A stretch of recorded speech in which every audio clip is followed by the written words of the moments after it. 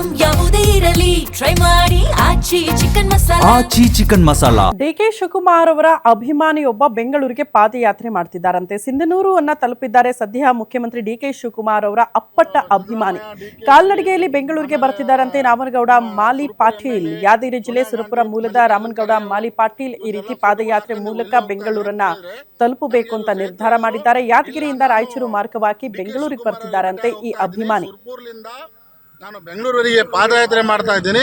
ಈ ಪಾದಯಾತ್ರೆ ಯಾವ ಮೂಲಕ ಅಂತಂದರೆ ಏನು ಉದ್ದೇಶ ಅಂತಂದರೆ, ನಾನು ಡಿ ಕೆ ಶಿವಕುಮಾರ್ ಅವರು ಮುಖ್ಯಮಂತ್ರಿ ಆಗಬೇಕಂತ ನನ್ನ ಆಸೆ ಇತ್ತು.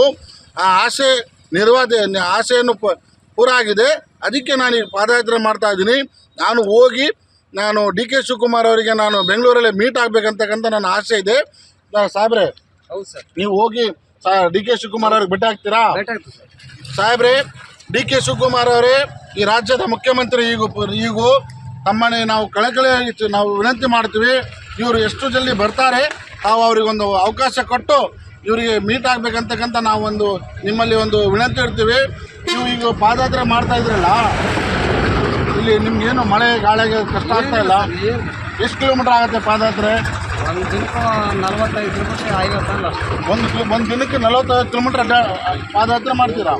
ನೋಡಿ, ಇನ್ನೊಂದು ನಿಮ್ಮ ಊಟಕ್ಕೆ ಏನು ತೊಂದರೆ ಆಗಲ್ಲ ಅಂದರೆ ಕಾಂಗ್ರೆಸ್ ಯಾರನ್ನ ಅಭಿಮಾನಿಗಳು